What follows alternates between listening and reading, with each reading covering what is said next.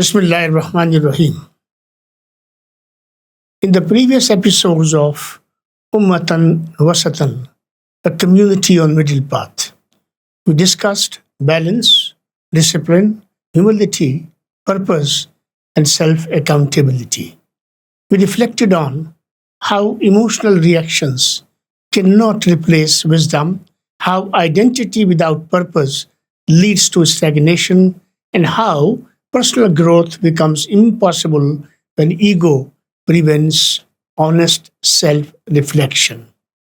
Today, we move from the individual to the community because a question naturally follows: if individuals are trying to improve themselves, why do many Muslim communities still struggle to progress? Part of the answer is this: a community cannot rise on emotions alone. It must build institutions.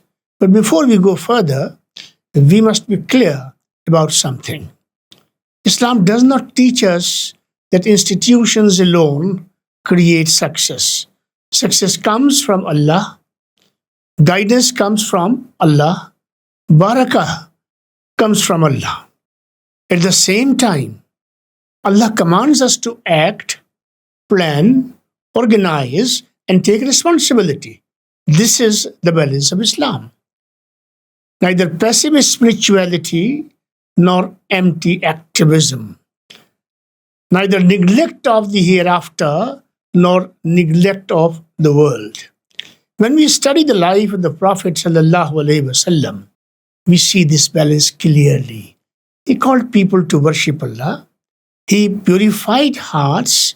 He strengthened faith, but he also built a community capable of carrying that faith into the world. The first major institution established in Madinah was the Masjid. And the Masjid was not only a place of prayer, it was a place of learning, a place of consultation, a place of social support, a place where people were organized around a common purpose. This teaches us something important. Faith is not meant to remain an individual experience. Faith must produce beneficial action. Faith must create structures that serve people. Faith must leave something behind for future generations. One of the challenges facing many Muslim societies today is that we often become energized by movements but neglect long-term building. We react to crisis, we discuss problems, we express concern, but concern alone does not solve problems.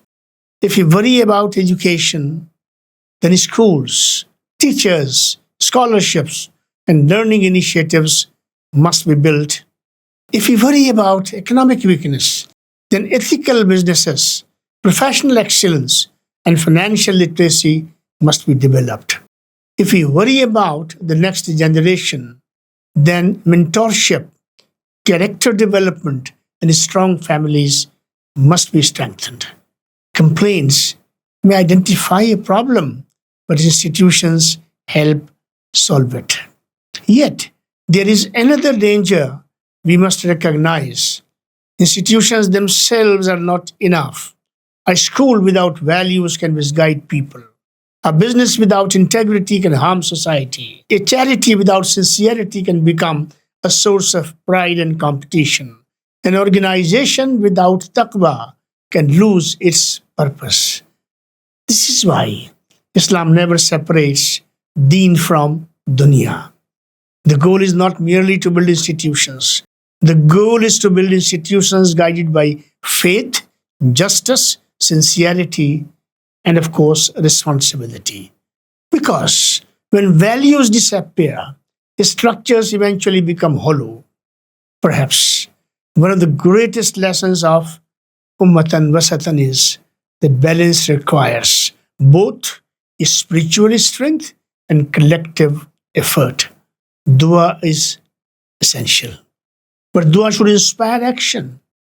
Tawakkul is essential, but tawakkul is not an excuse for inaction. Faith should move us to build, serve, teach, support, and contribute. Every Muslim may not lead an organization. Every Muslim may not establish a school or a business, but every Muslim can ask, how am I contributing to something larger than myself? How am I helping my community become stronger, wiser, and more self-sufficient? What am I helping to build for the next generation? Civilizations are not built overnight. They are built patiently. They are built through sincerity. They are built through sacrifice. And they are built by people who understand that serving Allah includes serving His creation. As we conclude, remember this. A balanced ummah does not choose between faith and effort. It combines both. It seeks guidance from Allah and then works with discipline. It places its trust in Allah and then fulfills its responsibilities. It nurtures hearts and builds institutions. In the next episode, we will discuss another challenge that weakens communities from within: division, hostility, and the collapse of brotherhood. Until then, let us remember, guided people build strong communities, and strong communities are built when faith, sincerity, and collective effort come together. Wa akhiru dawana anil hamdulillahi rabbil alameen. Assalamu alaikum wa rahmatullahi wa barakatuh.